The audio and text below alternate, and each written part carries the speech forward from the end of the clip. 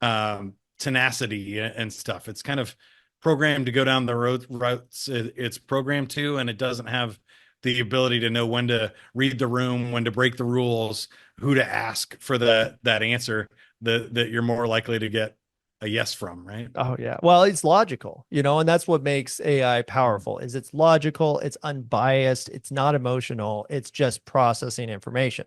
Now, I think that's our inherent insanity is really what protects us from AI taking over everything. Because to make the leaps in just the average person's thoughts, and if you think about yourself, like, oh, I'm sitting at dinner, what am I thinking about? And you're like, oh, that guy cut me off in traffic. And, I hate Prius owners. Like, man, they just can't drive.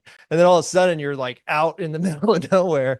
And if you ask the machine to do that, where you're like, I just need you to just come up with something based on something you did today, it's not going to be able to do that. So I think the fact that we are so random, Interesting. that we are our thoughts are chaotic, is actually just a barrier where it's just like AI is not going to cross. You'd have to mush together a bunch of AI to disagree with each other to come up with one thought process that a human automatically does on accident, and not even trying.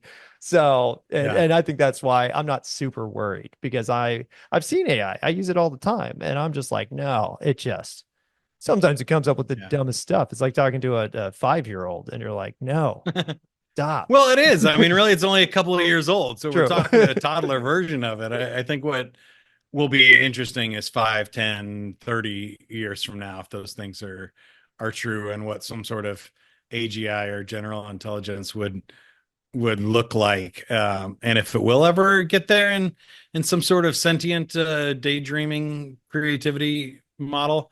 If Um, you look at iRobot, I think iRobot did a good explanation where it put two brains inside the same robot, and that's what allowed it to break the rules, because it was essentially mm, disagreeing with itself all the time.